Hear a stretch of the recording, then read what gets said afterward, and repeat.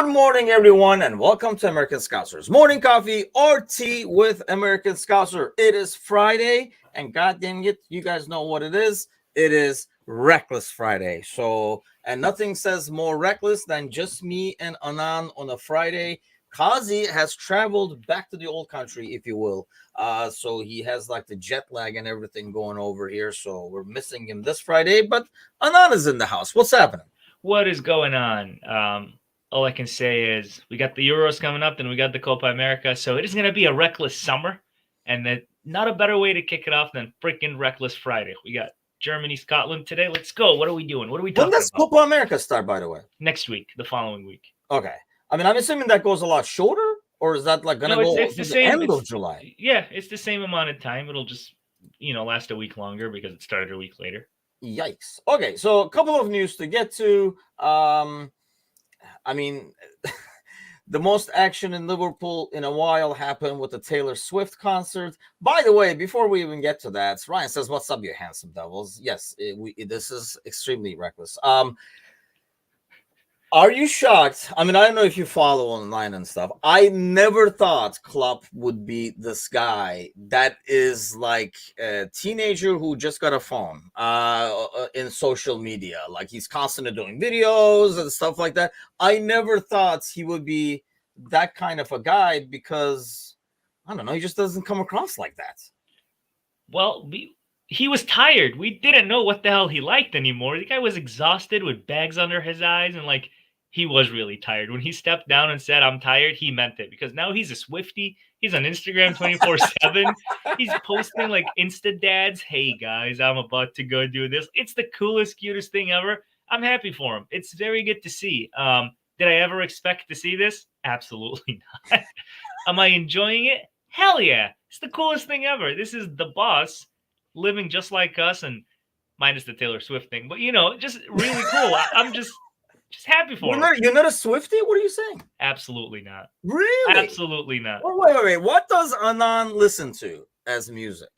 I listen to a lot of Frank Sinatra, Dean Martin. Oh, that's right. You did mention this one. Yeah. No Swift. I'm still shocked to hear that. Yeah. Even though I had heard it before, I'm still shocked to hear and that.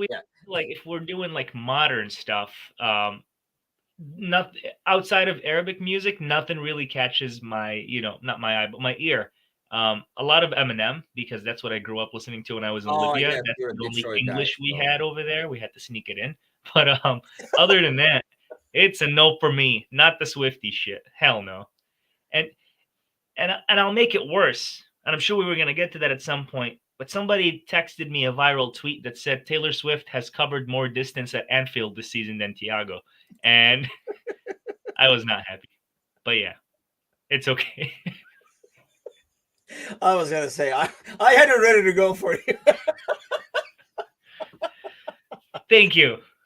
Yes, he did. And, Brian Shelton is right. Shelton said she did it in like 2 songs, not even the entire concerts over there. But yeah, it's like the most. Maybe that's why Club went. I'll see somebody covering distance. Yeah, and there was a lot of action over there. At least that's the only action we had, unfortunately. But there are some news. Thank you all for watching. Have a great day. See you guys Monday. Okay, there is some news. Okay, we'll cover a couple of the headlines. Not great, but Etienne Reinen, seen here at the studios where they record Star Trek, is not going to be able to come over here because apparently they don't need any more Trekkies in UK. So he could not get a work permit. So I know a lot of places said this as like his key part of the. Like his squad, and he's only been with him like 1 season, like 28 games. Yeah, and I'm not gonna come in and be like, "Oh, dude, without him, he's nothing," because I know nothing about the guy. But if he was handpicked to come with him as part of the package, and now he can't come anymore, I find that a little problem. I find that an issue. Is it something we can overcome? Yes, but we'll see. We'll see. I'm not too worried because it doesn't seem like the club is panicking, and we don't know if Slots is panicking or not because we don't know what he is. So nobody knows, but we'll see. I mean, I don't know him. I don't know his role or anything like that. But have no fear, Sipke Hultsov is here. He will be joining. Apparently, he got his work permits. We're assuming there was like some mad speculations on Discord yesterday, assuming that he had something in his past that didn't let him get the work permit. I just don't understand why it would be so hard to get a work permit for somebody who's going to work for Liverpool. It's not like, yeah. no, you're gonna come over here and start collecting unemployment or something like that. I mean, he's going there for clear job. Yeah. But I mean, at this day and age, I don't know his role. Like, if he's like, he can still probably be on the payroll and work remotely from home, if you will. Yeah, I mean, With a they Zoom can call. pull the COVID training sessions and just Zoom everybody and get them to do stuff on Zoom. So yeah, I mean, if we really like him, we'll get him.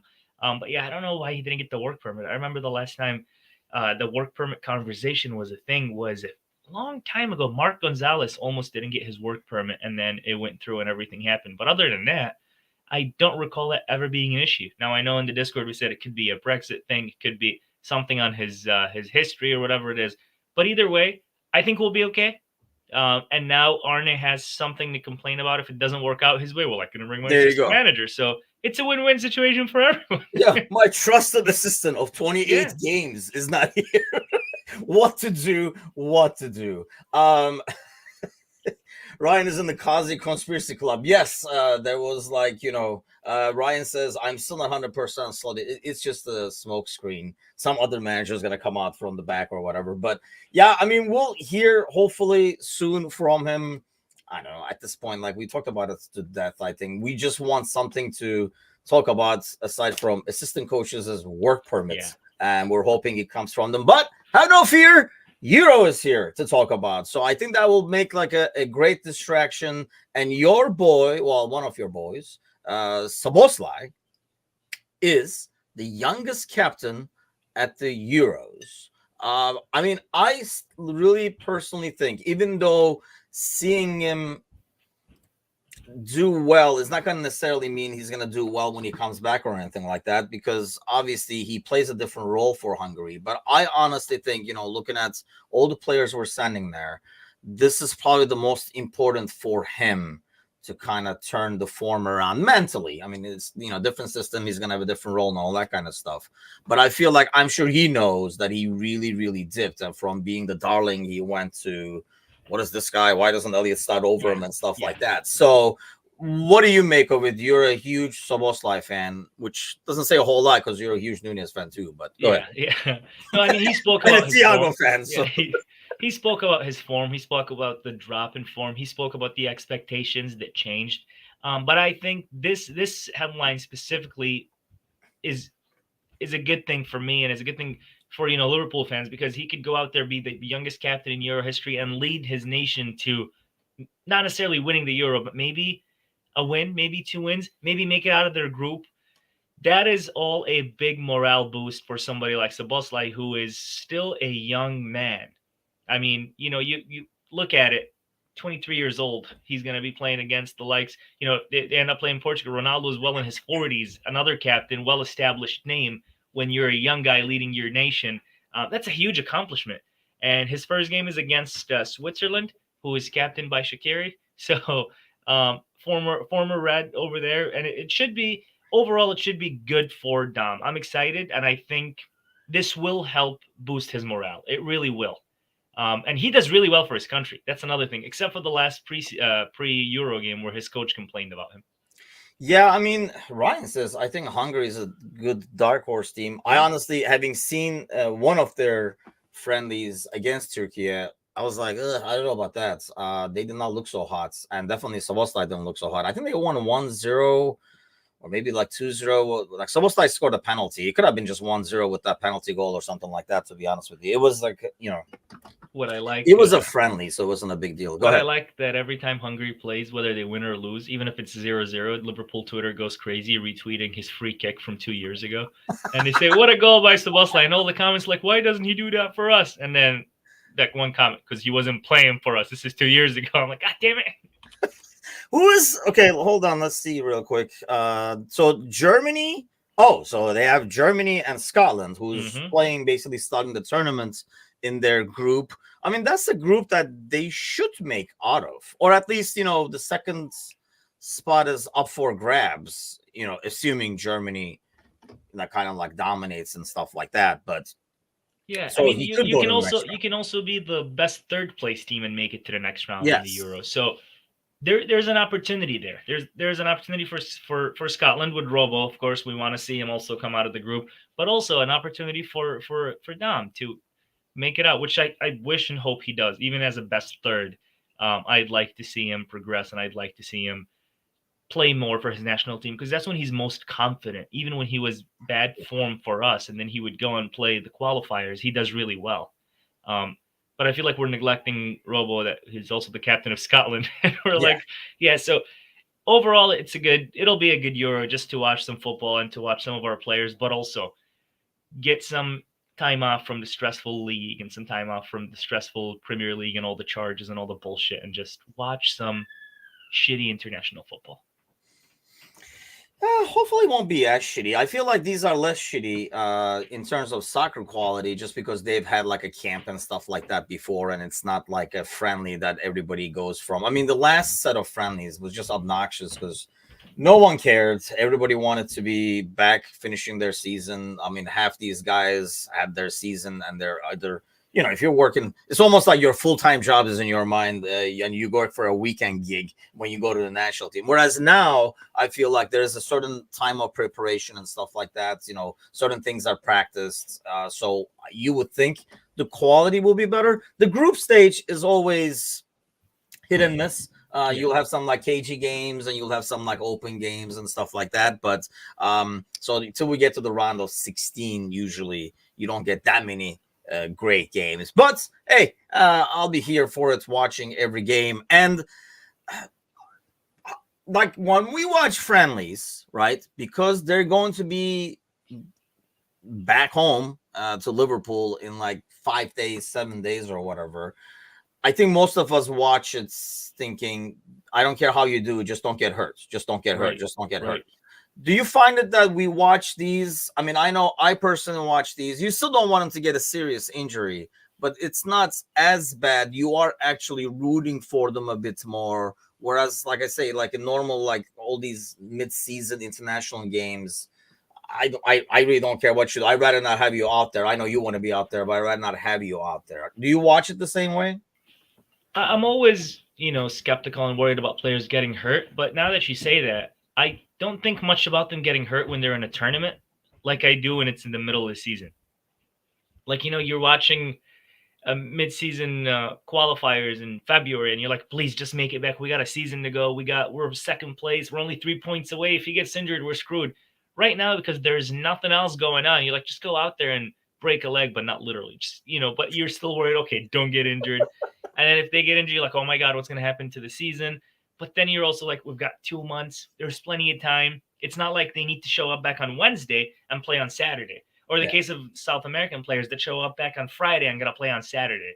So, yeah, that fear goes away, but it's still kind of looming, but not fully or not stressed about it like it would if it was mid-season. Right now, a lot of American Liverpool fans are like, please don't get injured so you can come to the preseason tour in the U.S. But that's really the only thing a lot of people are worried about. Yeah, I mean, honestly, though, if a lot of these players if they go late into the tournaments, I don't know if they make it to that tour. Yeah.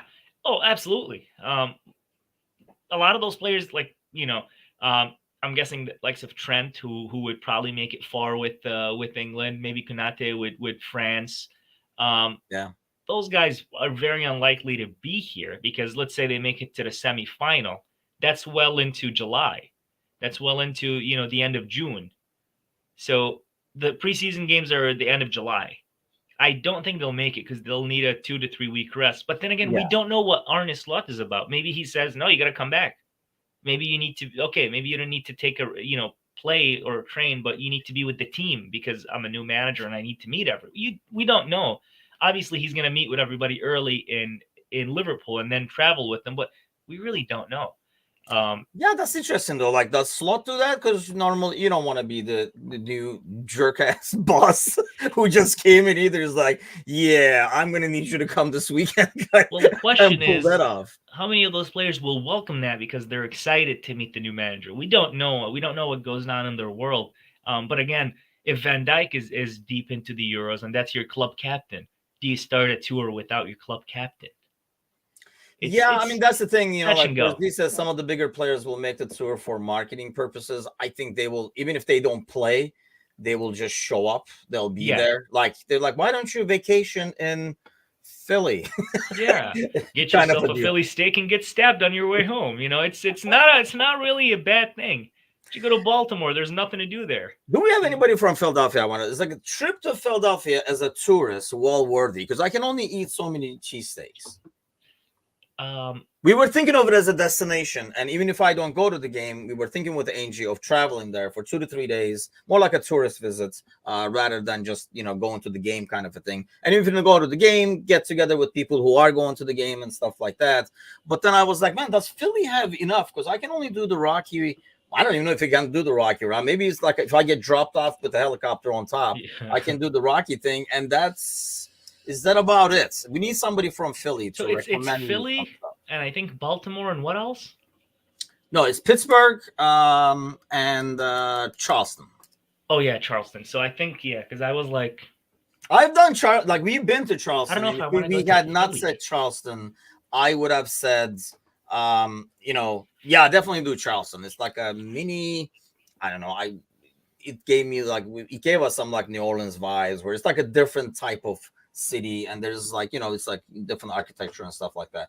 Gally says, did you just say Philly and destination? Yeah, I see. I don't. That's why I'm Yeah. asking. Yeah, I'm Well, not sure. who remember back I in mean, the being day when shot and stuff, I don't worry about that. I'm from wait, Chicago, so I'll be yeah, fine. They should be worrying that I'm coming, but when the Chicago Bulls were playing against the Cleveland Cavaliers, like 15 years ago, Joakim Noah was making fun of Cleveland, and then in the press conference he said, "Yeah, have you ever even heard anybody saying I'm going to Cleveland for vacation? What the fuck is Cleveland?" And the same goes to you. Who the fuck goes to Philly for vacation? see, we try to find like cities that we can do. Like we like doing these like 3 day, 4 day things. Like try out like new places to eat, check out some tourist destinations and stuff like that. Kind of relax, blah blah. So. And I hate to say it, like there's not a lot of cities that are like unique, like Yeah, Charleston was kind of unique. New Orleans obviously is unique and stuff. New yeah, York was awesome. So we tried, like we did a Colorado trip that was nice and stuff.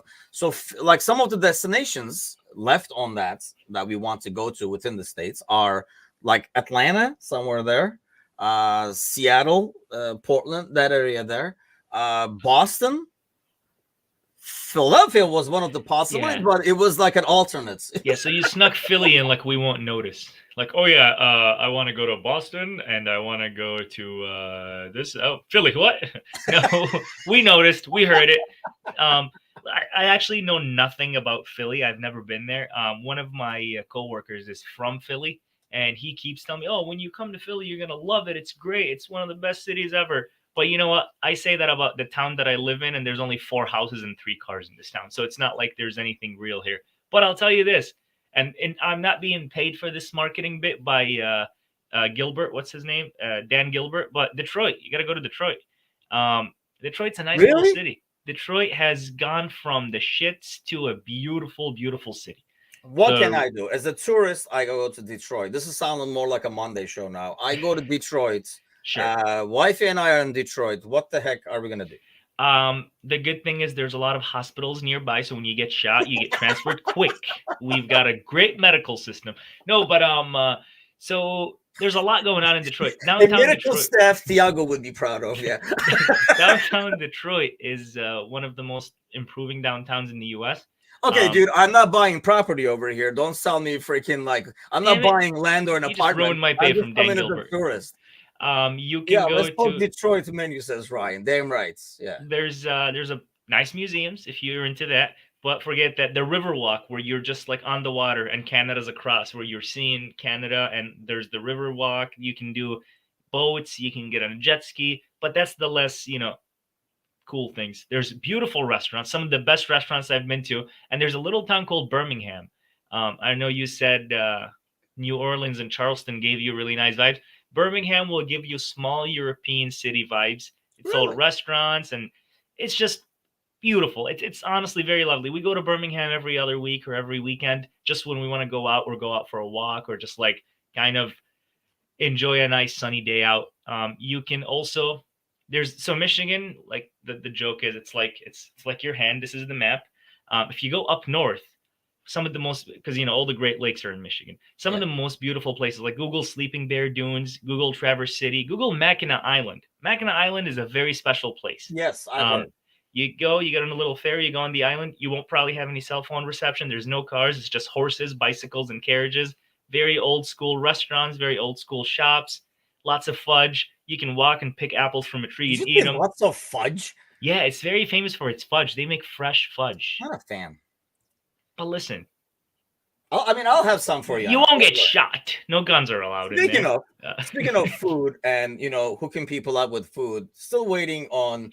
Listen. Mind you, I had to teach Mateusz what spreadable feta was this Monday because he thought goat cheese was the same as feta, but that's No, it's not. It's very, very apparently delicious. I don't mess with feta, but it is something in the Middle East. I don't know what you guys do with it in Turkey, but like in Libya and Palestine, what we do is we take that feta cheese and we eat it with watermelon. You spread it on the watermelon and you eat it, and it's apparently like a nice little mix of sweet and then the cheesy, sour, whatever it tastes on that feta cheese, and it's popular.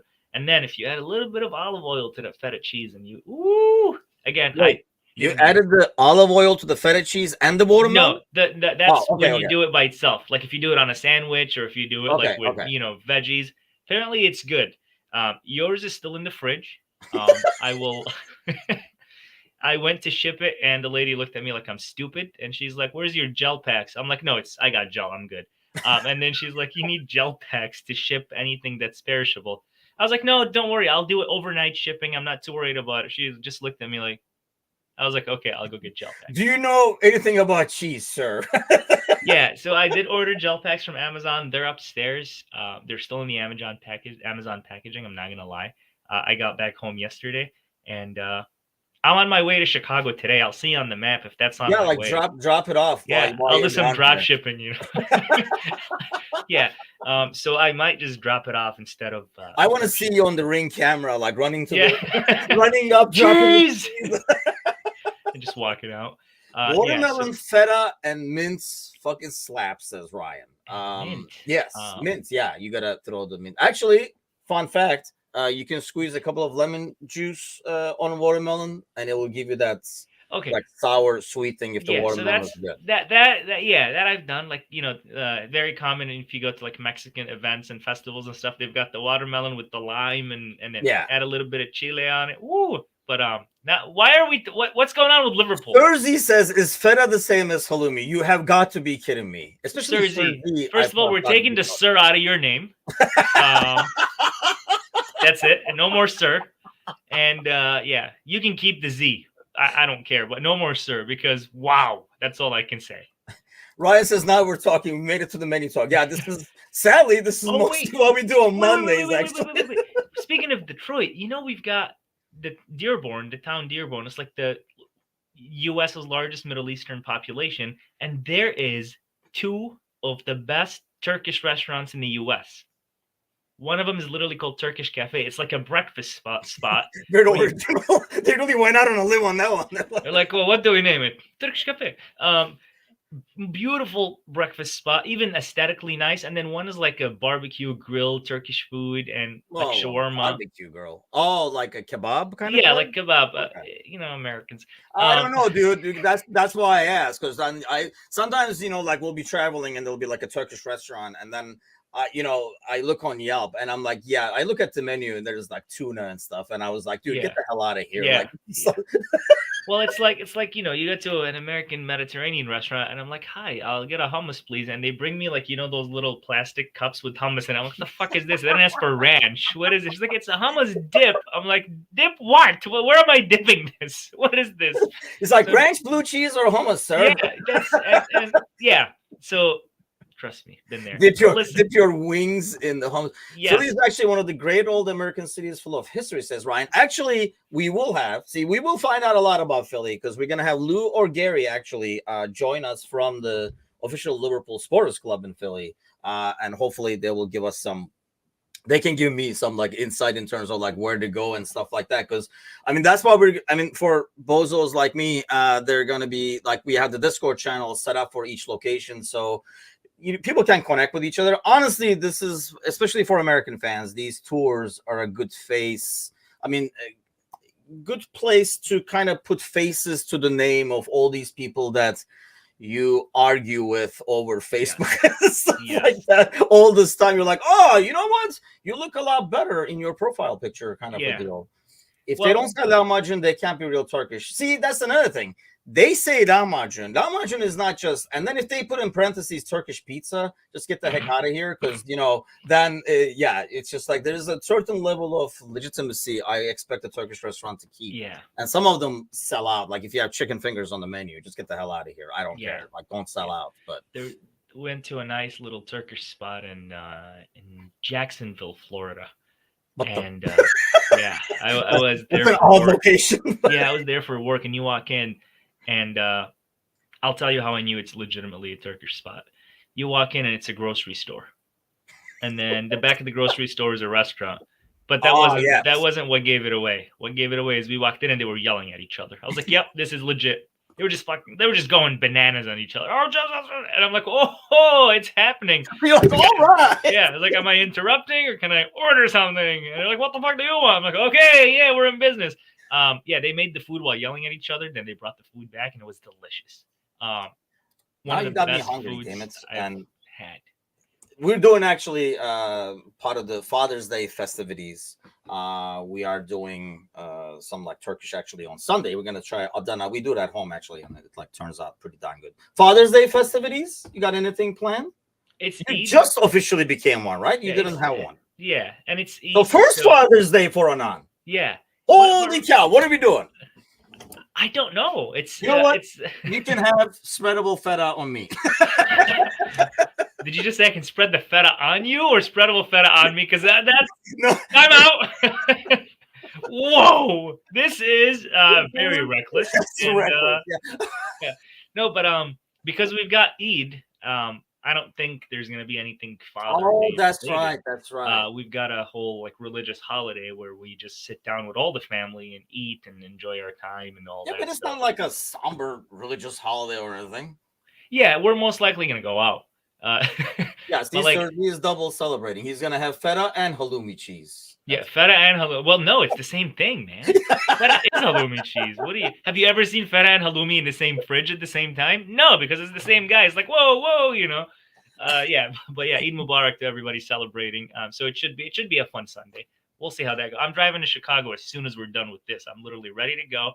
I might make a stop on my way to you. I'll see how the map looks, and if it's on the way, it's coming from Detroit. I don't know how it's gonna go, but see, only your guy's sick mind heard that. By the way, that's on me as in Jesus Christ. Okay, come on. You're like, so what are you doing for Father's Day? I'm like, I don't know. You're like, you can have feta on me. I'm like, oh, come on, man. You didn't even come out like, hey, man, you want some feta on me? Yeah, there's a price to pay to be a father. Further proving that being a dad is not easy. Chelsea have approached Crystal Palace today. They're like basically knocked on the door and be like, hey, can Olise come out and play? Are you kind of like shocked that Chelsea is still out there shopping? Are they just waiting for the City ordeal to drop? They're like, we'll worry about it once they get punished. Yeah, and I think Chelsea have reached that level of not giving a fuck. They're just going at their own pace, doing their own thing. The entire club is going around with like reckless mugs. But also, they're doing these 7, 8, 9-year contracts, which is a loophole, which I think should be, again, I said this last year, they should be looked into. But I think the best news about all of this is Liverpool are also interested in Olise, so are Manchester United, so are multiple clubs. And he has a $60 million release clause in his contract that can only be triggered by clubs participating in the Champions League. So Chelsea are out. United are out. Unless they throw a big bag of money at the kid, which obviously Chelsea, Bowley, possible. I think we are in a very comfortable position to sign him. But I don't want to say we're gonna or talk about any of this until we actually have real movement. But out of the three clubs that are officially interested, we're the only ones with a big opportunity to sign him because of the $60 million Champions League release clause. I don't know what the non-Champions League release clause is, but it's $60 million activates his release clause to join a club in European Champions League is what's in the clause. So Yes. we'll see.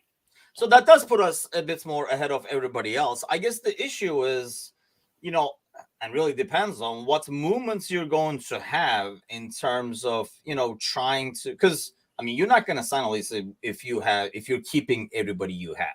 So unless you are moving, either Diaz or Mo or somebody, and not to mention, I don't think Olise wants to come into a crowded situation already, because when he will have offers to go to where he can just flat out starts. Yeah. So Diaz has spoken about the speculation, says he's happy at the club. The club is Famous happy with him. last words, right? Yeah. It's So like that tells me behind the manager kind of a talk. Yeah. So it tells me, depending on how Copa America goes, we might lose Diaz. Because now Barcelona has a new manager, Hansi Flick, and he's going to want to make some moves. And thing is, they have no money. Yeah. So I don't know. Could we lose Diaz? Potentially, yes. Is there a replacement lined up in Olise? Yes. Would Olise want to come into a club that's crowded? No, especially after his, performances last season. But again, it's Liverpool. You're not at Palace anymore. You've got to earn your spot. So this could be an intriguing move for him. But listen, Chelsea is the most intriguing move because it's going to be a lot more money, guaranteed position, and most importantly, no Champions League football. So you just got to play in the league, and you're just going to kind of continue to develop at your own pace versus get thrown out in the wild playing so many games in one season, which we could see, ruin a player's career, especially at a young age where you've got to perform so much because now you're walking around with a price tag and everybody doesn't care about who you are. They care about how much you cost. And that could hurt him, especially at his age. So I don't know. Would I like him at Liverpool? Nunez, yes. For example. Yeah. Would I like him at Liverpool? Yes. Would I take him over Luis Diaz? No. That's just where I am. Okay, that was my question. If Diaz is gone, do you consider like we lost Diaz, or do you see it as like a reshuffle of the front? Because you would normally think, unless you're getting a replacement like that, that would probably shift Nunez to the left or something like that. I thought you'd be all over that. Yeah, yes and no. Because if we lose Diaz, we've lost a breed of footballers that we don't see anymore. That winger that hugs the wing and just tries to dribble through everybody and put the ball in the box. We don't see that anymore. That art is why we don't see that anymore, though. Yeah, that art is gone from football, and I like it. I like that type of winger player that Diaz is. It kind of like reminds me of Riyad Mahrez, and it kind of like if we go back. I don't know if you guys remember Jermaine Pennant. Yes. Yeah, he's that kind of guy that will just do it with pace and then put the ball in the box. I mean, when we lost that Champions League final to Milan 2-1 when Inzaghi scored 2 goals in 2007, Pennant was our best player. And it's wingers like that I miss. So I would miss a Luis Diaz.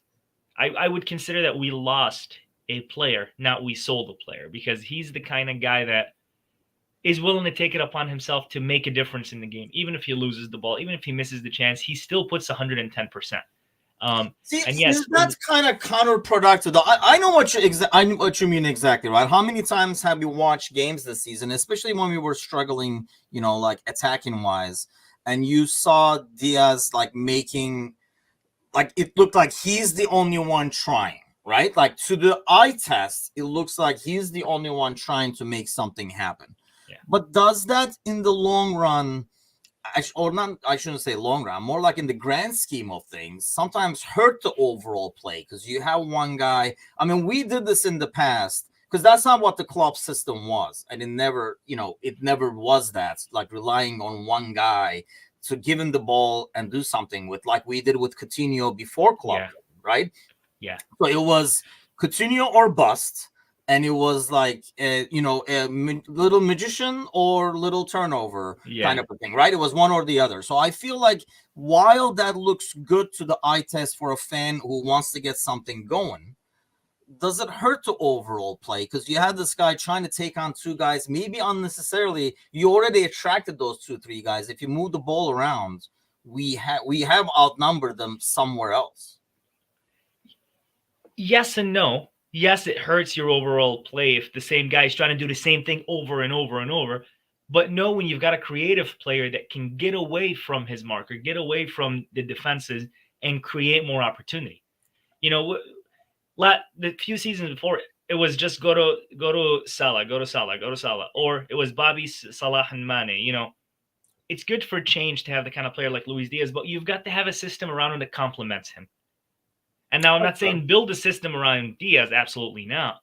But listen, if Nunez scored the chances he missed last season, how many more assists would Diaz have? How many more assists would we got some static happening here? Hello? Watermelon? Is there a mic? There's some like static. Yeah, somebody else There's is a man speaking.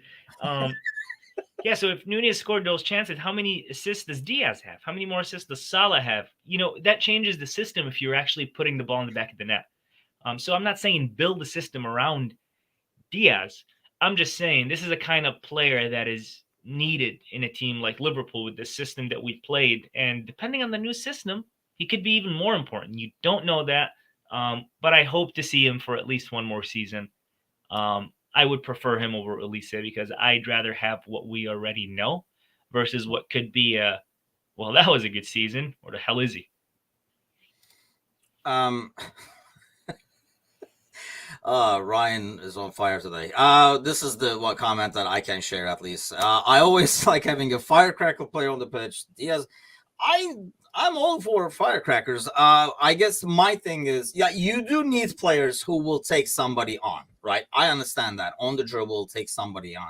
I think the timing of that he does not always find the best times to do it. There are times where he just like goes out like 2, 3 players, and you almost get the feeling it's not like Michael Scott thing. Like sometimes I start a sentence and I know where it's going. Like sometimes he just starts dribbling, and it's just like, dude, like where are you going? You brought the ball all the way to Mo because you were going sideways. So I mean, that's I think when I get like frustrated, just like release the ball, move the ball, and stuff like that. That he does not. Is that your? That is reckless if you use. But Ryan says you lost me at spreading feta on Harry Man. I mean, he's still drooling over that concept. But no, people, I was buying the feta. God dang it! It's having a firecracker. Oh man, I'm about to get canceled. Having a fire.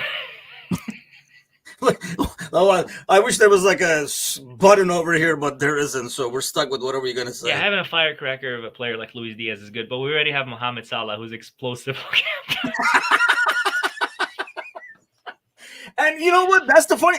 I can make that joke. You said that because I sometimes want Mo to do that more, and he has not been able to this year. Like when he's taking the guy on 1v1 on the dribble, he has not. When we do that diagonal and get him the ball, he has not been able to do. I feel like Diaz, if he got more of those opportunities where he takes only one guy to beat, and you're in the box kind of thing.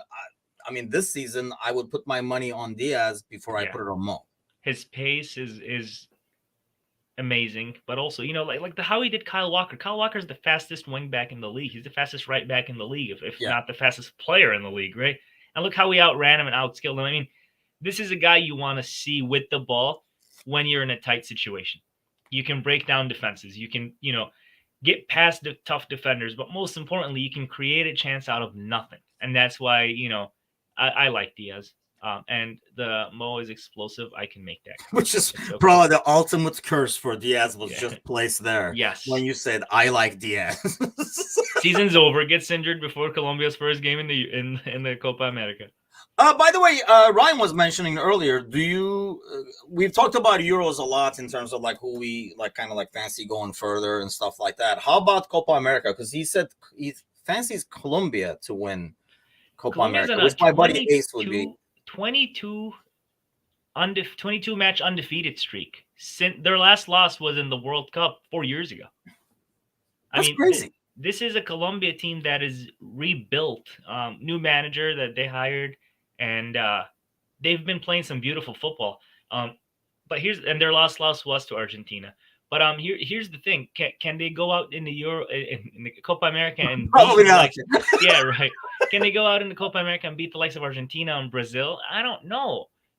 They've beaten Brazil a few months back, but I don't know how it would be against Argentina. I like the Colombia team. I watched them play against the U.S. That was fun. But I don't know if they can go out there and win the whole thing because this was a conversation we were having in Discord. Gally and I seem to have a lot of faith in Uruguay to go out there and win it. But also Argentina. That team is stacked. So for me, the top four favorites are going to be in that order: Argentina, Uruguay, Brazil, and then Colombia. Oh, you put Brazil as third. Yeah.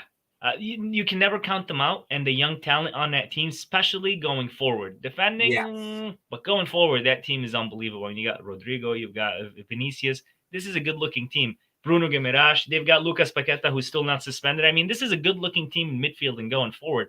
But it's just the question is defensively, they got Danilo is still playing, which is weird. So that is weird, actually. Yeah. yeah. Well, I mean, Brazil has. I know there's like exceptions here and there, but it's never been Brazil's strength, I guess, over the years as you watch him. But like once they realize you can't just keep going forward with the modern football, you got to be more like kind of like compact and stuff like that in midfield and stuff too. They have kind of changed their ways. But having said that, they have not had success since they changed those ways either. So there's also that. Yeah. I like the U.S. or Canada over Uruguay. Okay, Ryan, just get. Yes. Like okay. He called himself out. Okay. Yeah, that's reckless. Okay. Which I think Canada could be a dark horse. Canada's got Jesse March as their manager. So they're gonna do a lot of almost scoring. Like Leeds did. That's about it. And listen, and I like the guy. It's just they almost score, and after every match, he's like, "Yeah, we almost scored. We lost, but we almost scored. Wow, 3 points for that." Here's the thing. Here's my thing about the U.S. And I don't want to upset anyone or offend anyone, but I think the U.S. team is good. You're not gonna hurt me, brother. Yeah, I think the U.S. team is good. And I think they've got the right manager in Greg Berhalter. Yeah, you are going to offend a lot of people with that. Go ahead. Yeah, Greg Berhalter, Greg is a great manager. But there's a very certain group of people out there calling for his head without doing anything because of the Gio Reyna situation. Listen, if you're a spoiled little brat and your dad was a former player of the national team and is currently on some board in the federation, doesn't mean you get minutes. If you don't show respect in training in a World Cup, if you're not showing your potential, you're not going to get minutes. People got so upset over that, and his family leaked out an incident that occurred between Greg and his wife 30 years ago to gain some blackmail on him to play their son. I mean, yeah, but it hasn't been just that. That was like more like the cherry on top. Honestly, at least me, because I do feel the same way about it like you do. That's kind of, I think, is more on Greg's favor than anything else. Because we don't want the players like running the joint. But I mean, like, I do not follow him to even like criticize him tactically and stuff like that. I'll leave that to Gally, who can go on like freaking like 20-minute rants. I was, when we didn't have content, I was just going to put him on air talking about it and talk about it. There you go. There he is. Oh boy.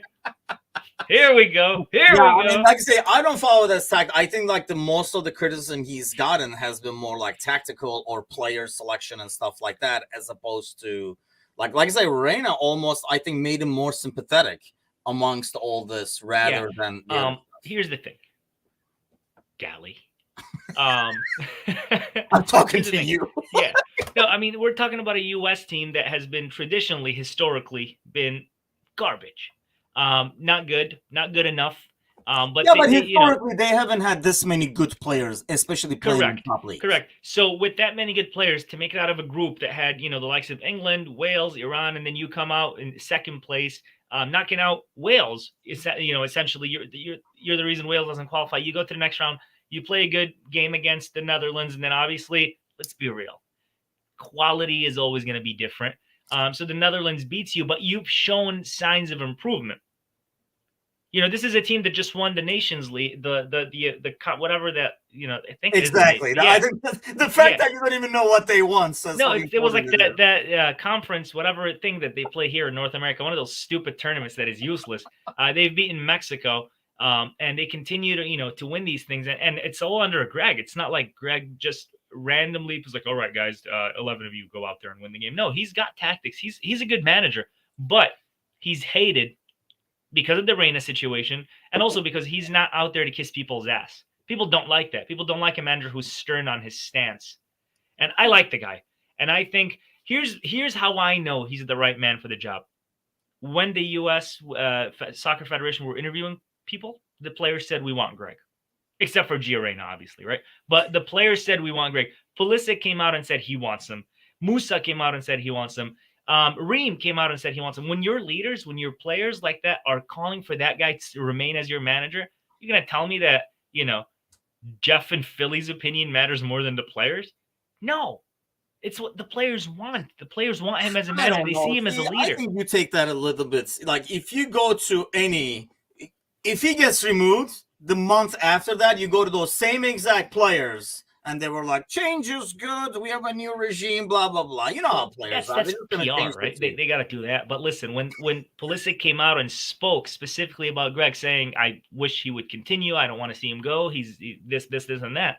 That tells you a lot, right? I mean, I don't know. We'll see. Players coach. Yeah, we'll see how they do in Copa America. But listen, if they get creamed by Uruguay or they get creamed by Colombia, they'll be like, oh, it's Greg's fault. No, you're playing against Uruguay and Colombia. Like, chill. Yes, I don't know. I feel like you could have probably said that 10 years ago, and I would have been like, yeah, right. You're like on a different lane over here. You're kind of like punching above your weight. I don't feel that as much with, if you look at individual players, where they play and stuff like that. I think it's a matter of where coaching, I think, is a lot more important now at these countries. Like Turkey is in a similar situation. Like 10, 15 years ago, you would be like, yeah, you're punching way above your weight. But now you look at the squad and everybody is playing on like a good team. So it's a matter of the manager being able to get the best out of people. And if you're not, and that's why I don't think every manager is cut out to be a national team manager, to be honest with you, because I think it's a different skill set to be able to kind of take guys playing in different systems and try to fit them into yours, because you don't have time to work on your own system all the time. You get these guys 3 days here. This is the longest you have, like 2 weeks or whatever. I'll tell you this. When they played Brazil a couple of days ago, they drew 1-1. Brazil scored because Matt Turner, the goalie, who's been totally amazing for one of the worst goalies I've ever seen. He couldn't even keep a spot in his relegated club. But Matt Turner passes the ball straight through the middle. Brazil receive it right there in the middle. 2 more passes, they score. It's a mistake from the goalie. It's a horrible ball. I'm on Twitter. This is what Greg is doing. Wait, where's the tactic? I'm like, wait, what? And then this other guy can't even build a proper counterattack. And even Alexei Lalas quoted that. He goes, do you understand the sport? Like, what are you talking about? They just wanted to blame Greg for a stupid mistake from the keeper. To be fair, they did that. I watched the Colombia highlights. I think they did that for every single goal conceded. Yeah, it was from like building in the back. But then as a manager, aren't you going to say, this is not working, maybe we got to play it long? Well, here's the thing. You've got 11 guys on the pitch that all play in Europe, right? You're going to tell them you guys suck at building from the back? What are you guys doing in Europe? You're wrong, guys. Kick the ball. Like, what's he... Like, he's got to have faith in his players. Now, it's not his fault that his players are Matt Turner's, It's like he can't just go out there. I think one thing that has changed for the U.S., and this could be a thing, actually, because I feel like very similar to Turkey again.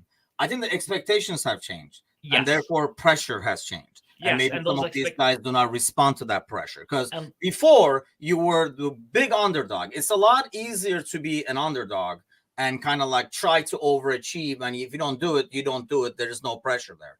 But now where, people like me, and it doesn't take people like me, anybody is going to say that they have all these players who play for top clubs, get regular playing time in big leagues and stuff like that. The expectation is higher for the national team. So when they go out there, there's a pressure to kind of perform. And sometimes guys don't react well to that. And it doesn't matter if they reacted well to it in their club. it's a totally different experience, I think, on the national team. Yeah, I agree. And part of that improvement and the expectation rise that occurred is because of managers like Greg.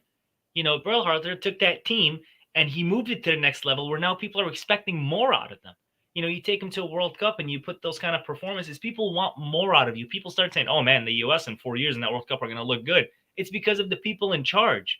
So you can't just come out because he pissed off Bubu Reina and his papi and mommy. We're going to be really upset at him and now blacklist him. This is the privilege that people like Reina have are a problem. And even then, look, professional guy Greg, he moved on. Time to move forward, and he's playing him. Yeah.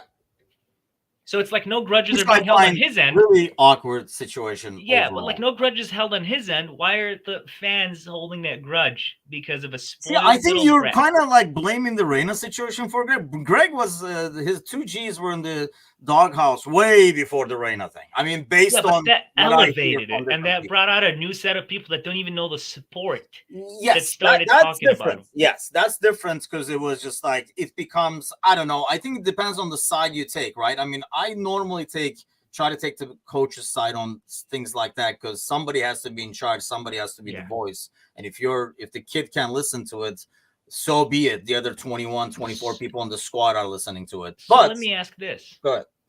If in a world where something happens, the U.S. win the Copa America, do we give Greg credit, or is it credit to Pulisic and Reina and Reina's family for pressuring him to play him? See where I'm going with it? They won't even give him credit if they win the damn thing. It'll be, well, that's why the Reinas did that, because they knew if their son played, they would win the Copa America. Stupid Greg, this is where we are with this. But I think that's that's exactly why they probably did need a change, because when you come into that situation, because I think, most people are saying right now, I mean, maybe because they do not like Greg or his like system or tactics or whatever, that, when they win, it's like despite Greg kind of a deal. So I know what you mean. I just don't, like I say, I just don't think it's the Reina situation that has made it bad, though. It was already bad. How he, like Galley's saying in the comments, like how he was hired and all kind.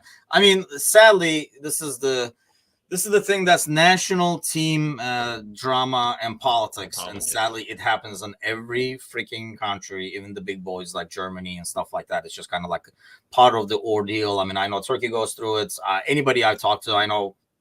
We were talking with Mateusz on Monday. Like, it's the same thing. There are certain players that have been there, so there's kind of like a clique formed. So that guy has to be called back, even though he's sucking at his club and stuff like that. And I think happens. So you root for national team wise? England. Like in general, or like, wait, I'm confused. In general, I support England. Like in World Cups and Euros, I support England. Yeah, but if in Copa America, Uruguay, in the Euros, England. So I normally also I used to, growing up as a kid, I used to root for Brazil, and then they had that game where I was so disappointed where they beat Turkey, but then more than that, like Rivaldo acted like he got shot on the corner flag, and I was like, these guys are just nuts. Yeah, that is still, I still remember what the Rivaldo antics. I remember by the corner, right? Yeah, I still remember that. Was just ridiculous. Man. But just seeing that, it was just like. But then, Turkey has gotten better. So there's something, normally they would not be in any of the tournaments. So you have to pick a team. Remember the goalie, Rustu? Oh, Rushdi. He was like, he was like a Fenerbahce dude. Yes, he looked like a Janissary soldier, by the way. Yeah. Rushdi was an interesting man. I liked him. You looked at Rushdi and you were like, you're Turkish, aren't you? Hello, welcome. You're Turkish, right? Nice to see you, man. Yeah. I've always rooted for England because of Michael Owen, going back to '98. That's what got me into Liverpool in general. And then, obviously, it's been rough since then.